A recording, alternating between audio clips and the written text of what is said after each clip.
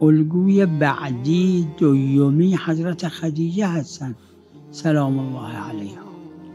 حضرت خدیجه قبل از که ازدواج با پیغمبر خدا صلی الله علیه و آله بکنن، بی نظیر در کل جزیره العرب، در کل حجاز، نه فقط در مکه، بی نظیر بودن.